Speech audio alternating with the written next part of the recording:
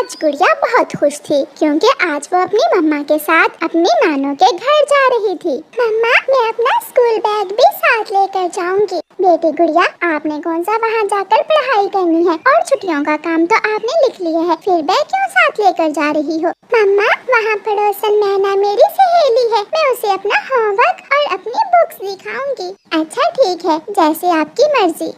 फिर मम्मा चिड़िया अपनी कुछ जरूरी चीजें बांधती है और गुड़िया को साथ लेकर अपने घर से निकलती है। जंगल की दूसरी दिशा में नदी के पास खाने पीने की काफी सारी चीजें थी। वहाँ एक जलेबी की दुकान भी थी। मम्मा चिड़िया वहाँ रुकती है। गुड़िया, क्या खाओगी? मेरी बेटी को भूख लगी होगी। मम्मा, मैं तो जलेबी ही खाऊंगी। और आप? जो मेरी बेटी खाएगी मैं भी वही खा लूंगी। भाई जी, 50 की जलेबी तो दे दे। मम्मा चिड़िया दुकानदार पक्षी से जलेबी लेती है, खुद भी खाती है और उसकी बेटी गुड़िया भी खाती है। मम्मा, मेरा नींबू पानी पीने को दिल कर रहा है। भाई साहिब, यहाँ से नींबू पानी कहाँ से मिलेगा?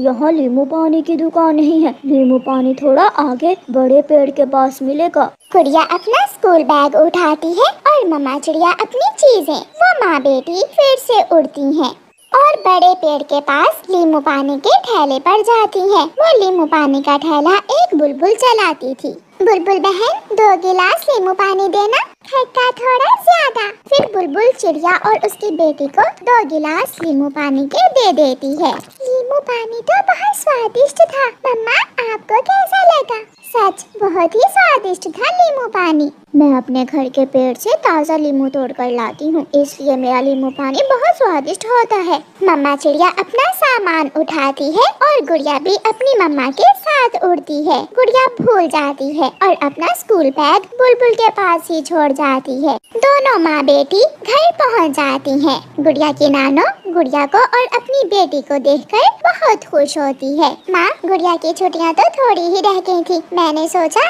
एक बार इसे घुमा लाती हूँ। मम्मा, मैं अपनी सहेली मैना को अपना होमवर्क और बुक्स दिखाऊं? गुड़िया बेटी, आपका स्कूल बैग कहाँ है?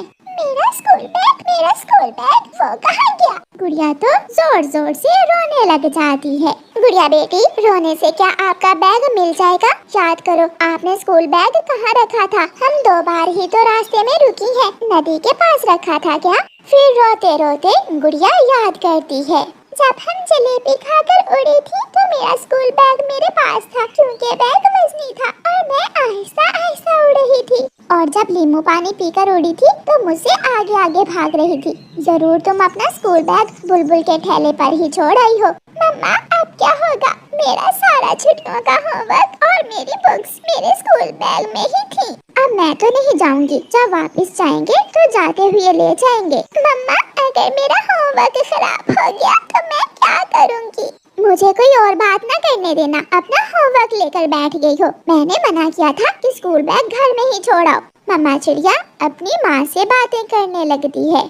फिर गुड़िया अपनी सहेली मीना से मिलने जाती है, जो पड़ोस में ही रहती थी। मीना, बहुत बुरा हुआ, मैं अपना स्कूल बैग बुलबुल आंटी के नींबू पानी के ठेले पर ही छोड़ आई हूँ। उसमें तो आपका होमवर्क भी होगा। होमवर्क और सारी बुक्स भी। मैं तो आपको अपनी बुक्स दिखाने लाई थी। बड़ा पेड़ यहाँ से ज्यादा दूर नहीं है, अगर हम जाएं तो शाम होने से पहले पहले वापस आ सकती हैं। प्लीज मीना, कुछ करो, मैं बहुत परेशान हूँ। दोनों सहेलियां वापस उड़ती हैं। वो दोनों बहुत तेजी से उड़ती हुई थोड़ी ही देर में बुलबुल के ठेले पर पहुंच जाती हैं। बुलबुल अपना ठेला बंद करके घर जाने ही वाली थी। उसने गुड़िया का स्कूल बैग उठा लिया था। आंटी, रुके, मेरा स्कूल बैग। अच्छा ही हुआ जो तुम वापस आ गई, मैंने आपको बहुत आवाजें दी मगर तुम माँ बेटी निकल गई थी। लाओ गुड़िया, स्कूल बैग मैं उठा लेती हूँ। फिर गुड़िया की सहेली स्कूल बैग उठाती है और दोनों सहेलियां वापस उड़ती हैं।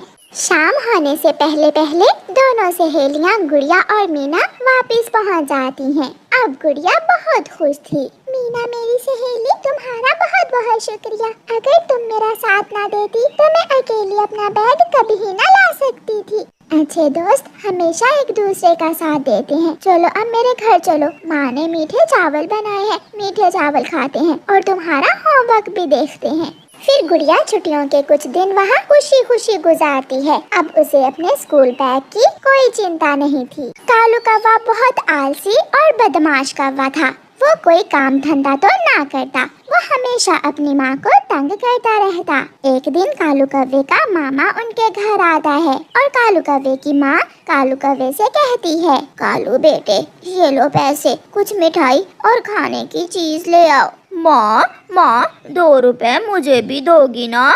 जाओ बेटा 2 रुपए भी ले लेना, जल्दी जाओ। कालू कौवा अपनी माँ से पैसे लेकर चला जाता है। वो कबूतर की दुकान से मिठाई लेता है और मिठाई लेकर वापस उड़ता है। रास्ते में जाते जाते कालू कौवे को भूख लग जाती है और वो घर जाने की बजाय नदी किनारे जाकर बैठ जाता है। मामा जी तो रोज मिठाई खाते होंगे, आज तो ये मिठाई मैं ही खा लेता हूँ।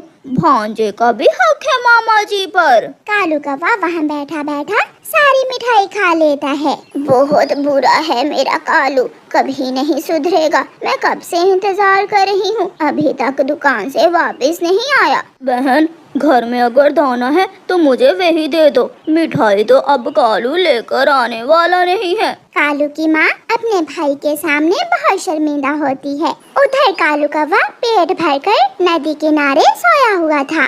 कालू तुम यहाँ सोए हुए हो और तुम्हारी माँ तुम्हें पूरे जंगल में ढूंढ रही है। एक माँ भी ना मुझे सोने भी नहीं देती। तोते मेरा कालू कहीं देखा है क्या? माँ जी वो मिठाई लेकर नदी की तरफ जा रहा था। ढूंढते ढूंढते कालू की माँ नदी पर आ जाती है। बेशरम, थोड़ी शर्म करो, अपने मामा जी के सामने बहुत बेइज्जत करवाया है तुमने मुझे। माँ मिठाई तो बहुत मजे की थी, कल मैं ला कर खिला दूंगा मामा जी को मिठाई। घर चलो, अब बहुत शाम हो गई है, सारा दिन आवारा फिरते रहते हो। कालू कौवे की माँ कालू को घर ले जाती है। फिर कुछ ही दिन गुजरे थे कि कालू की माँ बीमार हो जाती है। कालू कौवा घर में नहीं था।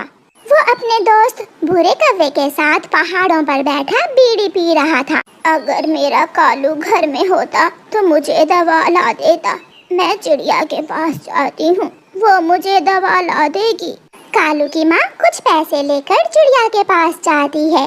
चिड़िया बेटी मुझे बहुत तेज बुखार है, ये पैसे लो और मुझे दवा ला दो। माँ जी आप मेरे घर में ही बैठे, मैं अभी आपके लिए दवा लेकर आती हूँ। चिड़िया अपने घर से निकलती है। चिड़िया पहाड़ों के पास से जा रही थी कि भूरा कौवा और कालू कौवा चिड़िया को देख लेते हैं। बुरे यार, चिड़िया के पास जरूर पैसे होंगे, क्यों ना चिड़िया से पैसे छीन ले और फिर उन पैसों से बीड़ी पिएंगे। कालू कौवा चिड़िया के पीछे से आता है और चिड़िया से पैसे छीनकर भाग जाता है। कौवे, कालू कौवे मेरी बात सुनो, तुम्हारी माँ बीमार है, बुखार है तुम्हारी माँ को, मैं उसकी दवा लेने जा रही हूँ बुलबुल के पास। मगर कालू तो चिड़िया की कोई बात सुने बिना दूर निकल जाता है। बुरे यार, देखा मैंने कहा था ना कि चिड़िया के पास जरूर पैसे होंगे। मैं छीन लाया हूँ चिड़िया से पैसे। चलो अब ये पैसे लो और बीड़ी ले आओ।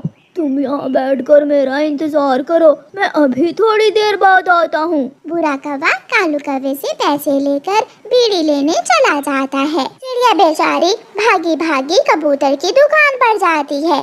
कबूतर कालू बहुत बुरा है, मैं उसकी माँ की दवा लेने जा रही थी कि वो मुझसे पैसे छीन कर भाग गया। मुझे कुछ पैसे दे दो ताकि मैं कालू की माँ की दवा लेकर जा सकूं। ऐसी नालायक संतान से तो अच्छा है ऊपर वाला ऐसी संतान ही ना दे।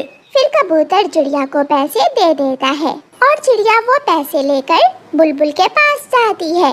बुलबुल चिड़िया को दवा दे देती है। चिड़िया जब अपने घर दवा लेकर पहुँचती है तो कालू की माँ मर चुकी थी। एक बेटे ने अपनी ही माँ को मार दिया। अगर वो दुष्ट कालू कौवा पैसे न छीन कर ले जाता तो मैं समय पर दवा लेकर पहुँच जाती।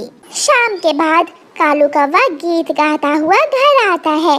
मैं कालू कौवा हूँ, मैं आवारा कौवा हूँ, चोरी करना मेरा काम, कालू कौवा मेरा नाम, ला ला ला ला ला ला ला ला ला ला ला। बेशरम, आगे हो तुम्हारी माँ मर गई है। जो पैसे तुम मुझसे छीन कर ले गए थे वो तुम्हारी माँ ने मुझे दिए थे अपनी दवा लाने के लिए। मगर तुम्हें क्या, तुम्हें तो माँ नहीं बल्कि बीड़ी चाहिए, बीड़ी। कालू कौवा रोने लग जाता है। माँ माँ, ये मुझसे क्या हो गया? मैंने अपने ही हाथों से तुम्हारी जान ले ली। माँ, तुम क्यों मर गई? मैं खुद को कभी माफ नहीं कर पाऊंगा। अब जितना भी रो लो तुम्हारी माँ कभी लौट कर नहीं आएगी। कालू कौवा अपने किए पर बहुत पछताता है, मगर गया समय लौट कर कब आता